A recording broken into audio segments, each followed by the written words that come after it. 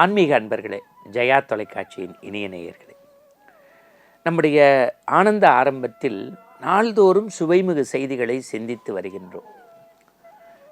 சில விஷயங்களை எத்தனை முறை திரும்ப திரும்ப திரும்ப திரும்ப கேட்டாலும் நம்முடைய மனம் குளிரும், உள்ளம் மிளிரும், இல்லம் மகிழும். ஒரே ராமாயணம் தான், ஒரே பெரிய புராணம் தான், ஒரே பகவத்கீதை தான். ஆனால் அந்த நல்ல விஷயங்களை கேட்க கேட்க என்னென்னா மனதினுடைய அழுக்கு போகுது பாருங்கள். அது மாதிரி சில அடியார்களை நினைக்கின்ற போதே உள்ளம் பூரிப்படுகிறது. அப்படி முருகப்பெருமானுடைய அன்பை, ஆசியை சில பேர் சில்லறையாக பெற்றிருப்பாங்க. மொத்தமாக பெற்றவர் நம்முடைய திருமுருக கிருபானந்த வாரியார் சுவாமி. கச்சியப்பரை பற்றி பேசினோம்னா கண்ணில் தண்ணி வரும்.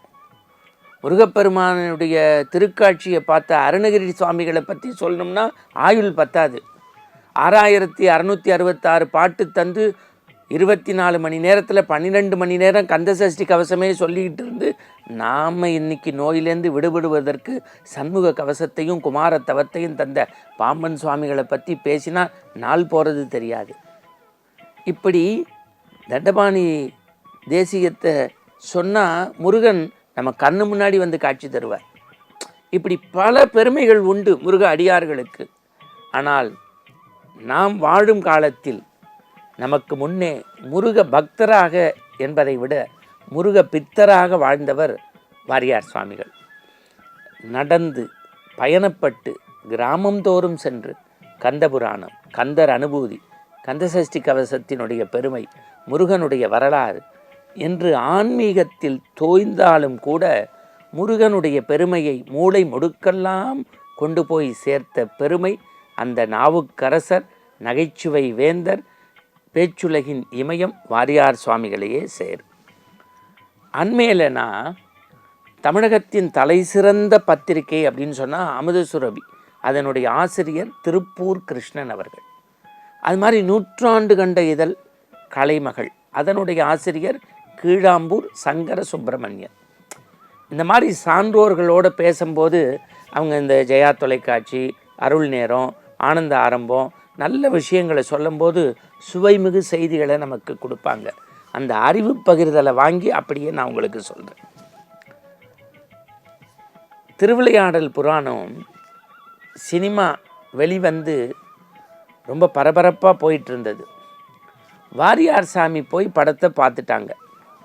இப்போ நான் 2 பத்திரிகையாளர்களை உங்களுக்கு சொன்ன மாதிரி, ஒரு பத்திரிகையாளர், ஒரு பெரிய பத்திரிகையாளர் வாரியார் சாமிக்கு அப்போல்லாம் அந்த கருப்பு ஃபோனு, அவருடைய நேரம் காலத்தை கருத்தில் கொண்டு, சாமி நீங்கள் திருவிளையாடல் புராணம் சினிமா பார்த்துட்டீங்க, பக்கம் பக்கமாக உங்களுக்கு செய்தி சொல்லி போடுறதுக்கு எங்களுக்கு மகிழ்ச்சி தான், உங்களுக்கு நேரம் இருக்காது, பயணப்பட்டுட்டு ஒரே வரியில் அந்த திரைப்படம் பற்றி ஒரு விமர்சனம் சொல்லுங்கள், நாங்கள் பத்திரிக்கையில் போட்டுக்கிறோம். அவர் சொன்ன செய்தி, திருவிளையாடல் புராணம் சிவாஜி, திருவிளையாடல் புராணம் சிவாஜி சிவஜியாக நன்றாக நடித்தார். திருவிளையாடல் புராணம் சிவாஜி சிவஜியாக நன்றாக நடித்தார். எவ்வளவு அந்த சொல் ஆளுமை பாருங்க. அன்று மாலை ஒரு கூட்டத்துக்கு போகிறாரு சுவாமி, மறந்துடக்கூடாது. போய் ஆரம்பிக்கிறார். பாலும் தெளிதேனும் பாகும் பருப்பு வைனாலும் கடந்துனக்கு நான் தருவேன், கோலம் செய் துங்க கரிமுகத்து தூமணிய நீ எனக்கு சங்கத்தமிழ் மூன்றும் தான்.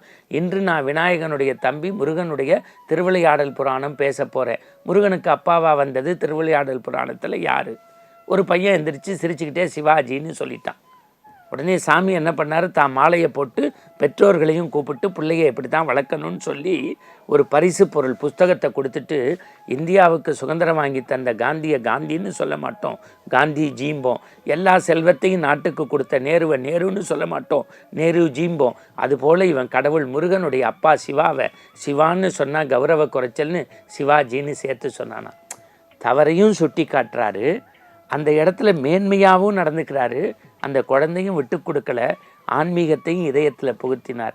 அப்போ இந்த முருகனுக்கும் வாரியாருக்கும் உள்ள கனெக்டிவிட்டி பாருங்கள். இப்போ ஒன்றும் இல்லை, இப்போ சமீபத்தில் பெரிய சர்ச்சையெல்லாம் மதுரையில் வந்ததில்லை. அதே விஷயத்தை ஒரு 50 ஆண்டுகளுக்கு முன்னாடி வாரியார்கிட்ட போய் கேட்டிருக்காங்க. சாமி இந்த திருப்பரங்குன்றம் பக்கத்தில் இருக்கிறது சிக்கந்தர் மலைன்னு சொல்கிறாங்களே, அதை பற்றி என்ன நினைக்கிறீங்க? சரிதான், அதில் என்ன தப்பு? சி கந்தர் மலை, சி கந்தர் மலை. சீன்னா சிவனை குறிக்கிறது, கந்தர்னா முருகனை குறிக்கிறது. மலை, சி கந்தர் மலை. சந்தோஷமாக போய் சாமி கும்பிடுங்க.